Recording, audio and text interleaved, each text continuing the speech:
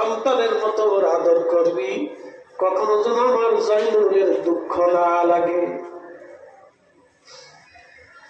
জয়নাব, আমার 2 নম্বর ওসিয়ত তোমাকে করতেছি, আমি শহীদ হয়ে যাওয়ার পরে আমার যে ছেলের উপর ওরা অত্যাচার করবে, খন্ড বিখণ্ড করবে, আমাকে আমার উপরে জুলুম করবে, ওরা আমার সাকিনারে আমি বড় ভালোবাসি, আমার কলিজার টুকরা মেয়েটা আমাকে বড় ভালোবাসি।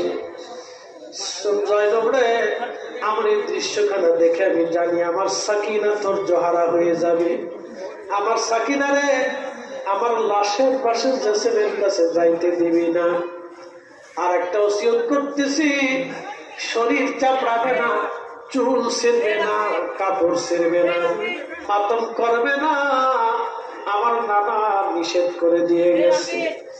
আর একটা জীবনের শেষ ওসিয়ত করতেছি, তাই না, যদি কোনদিন মদিনায় ফিরে যেতে পারো, দুনিয়ার কোন রাজা বাচ্চার কাছে আমাদের হত্যার ফয়সালা টানতে যাবা না, পৃথিবীর কোন রাজদরবারে গিয়ে কোন রাজার কাছে আমাদের হত্যার বদলা চাবা না।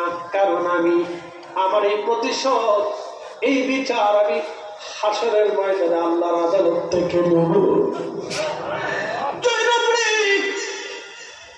পৃথিবীর কোন রাজা বাচ্চার কাছে ফয়সালা টানবি না, দুনিয়ার কোন মানুষের কাছে আমাদের এই কষ্টের কথাগুলি বলবি না।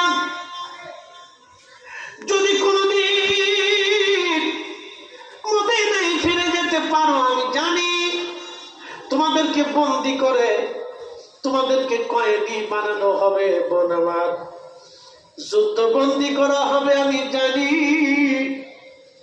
তবে আমি জানি না কোনদিন তোমরা মদিনায় যেতে পারবে কিনা রে বোন আমার।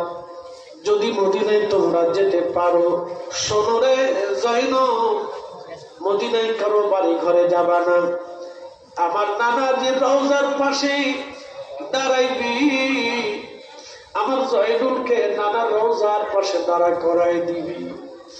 আমাদের 3 দিনের কষ্টগুলি রহমতের নবী নানা রওজার পাশে দাঁড়ায় দাঁড়ায় বলতে বলবি। ঠিকই তাই হযরত জায়নব রাদিয়াল্লাহু তাআলা আনহা, তেনাদেরকে ধরে নিয়ে যাওয়া হলো সিরিয়ার থেকে তাদেরকে পাঠানো হলো মদিনা মুনাওয়ারার দিকে। মদিনাতে নবী পরিবার যখন প্রবেশ করলো, সারা মদিনায় জানাজানি হয়েছে হযরত জয়নব রাদিয়াল্লাহু আনহা ফিরে আসছেন। আহা, মদিনার ঘর থেকে বাড়ি থেকে সব দৌড়ায় দৌড়ায় আসতে লাগলো, সবাই কান্না করতে লাগলো। সাইয়্যিদুনা উম্মে সালমা রাদিয়াল্লাহু আনহা উম্মাহাতুল মুমিনিন, রাসূল কারীমের বিবি, আমাদের মা, তিনি কান্না করতে করতে হযরত জয়নবের কাছে আসলেন। মদিনার সব ঘর থেকে কান্নার আওয়াজ আসতে লাগলো। হযরত জয়নব রাদিয়াল্লাহু আনহা ইমাম জয়নুল আবেদিনকে সাথে নিয়ে তিনারা দূরে রওজার দূরে দাঁড়িয়ে আছেন, বসে আছেন। হযরত ইমাম জয়নুল আবেদিন মসজিদে নববীর পাশে প্রিয় নবীর হুজরা মোবারক রওজা শরীফের পাশে দাঁড়াইলেন, কদমের দিকে দাঁড়ায় সালাম দিলেন। সালাম দেওয়ার পরে হযরত জয়নব জয়নুল আবেদিন রাদিয়াল্লাহু আনহু তিনি যখন কারবালার ঘটনাগুলি বর্ণনা করতেছিলেন, মদিনার মানুষ চিৎকার মেরে কাঁদতেছিল। মদিনার মানুষের মধ্যে কিয়ামতের মতো হয়ে গেল, মদিনার মানুষ পাগলপনা হয়ে গেল।